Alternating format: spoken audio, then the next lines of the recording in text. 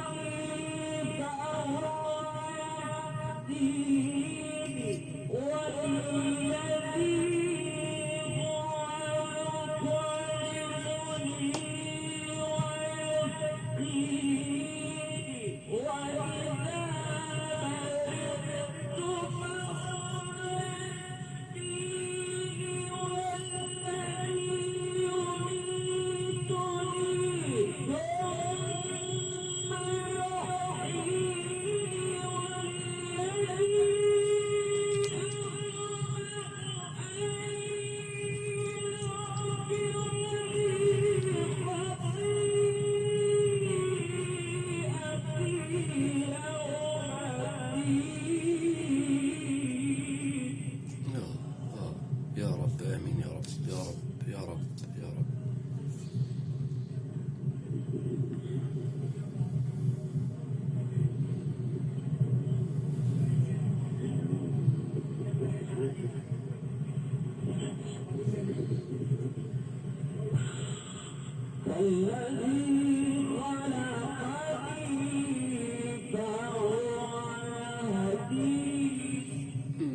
يا سلام.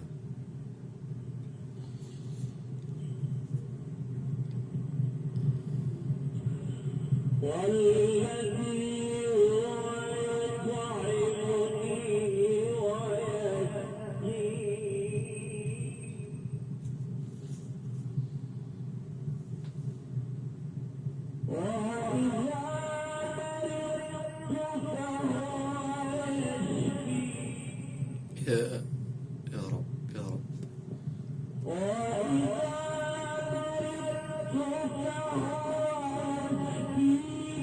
يا على فكرة أنا سمعت والدتي الشعراء وبالذات الموضع ده لكل القراء سمعته. والدتي أمية لا تفقه لا تقرأ ولا تكتب ولا تعرف أي حاجة في السمع خالص. سمعت الراجل ده ما تفقهش حاجة في السمع خالص.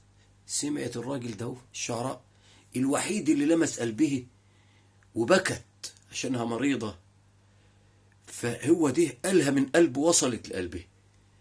قعدت تبكي وقالت لي هات لي شريط من الراجل ده، نفس التلاوة دي.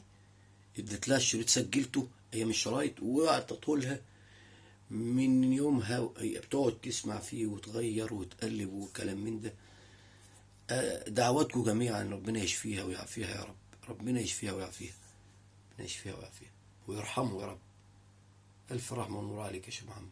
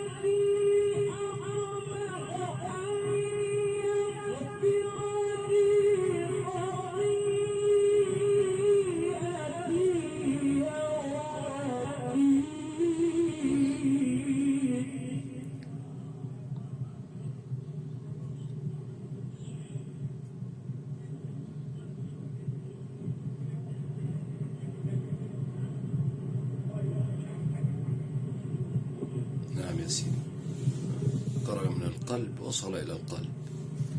نعم نعم.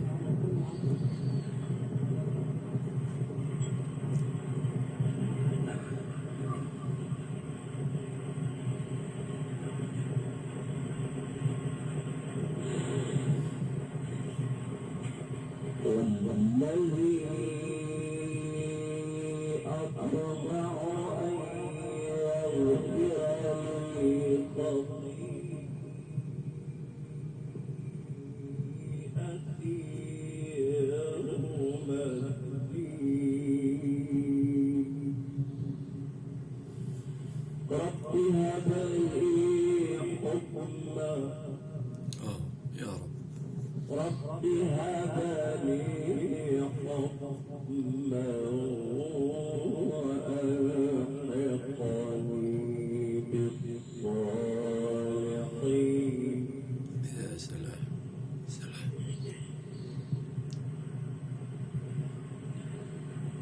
نختم بالجواب ده بقى. رب هب لي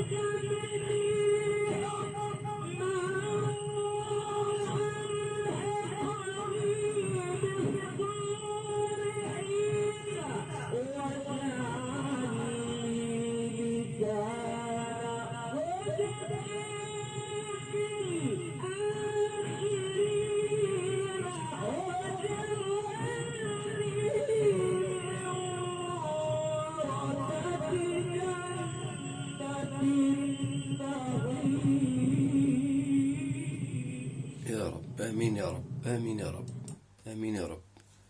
ربنا يرحمك ويجعل من مسواك جنة النعيم يا رب. وإحنا وأهلنا وإياكم أيها المستمعون، انتوا سمعتوا اللي انتوا تدعوا له بالرحمة بقى، وبالله عليكم ما تنسوا والدتي تدعوا لها بالشفاء، وربنا ياخد بيدها يا رب. السلام عليكم ورحمة الله وبركاته.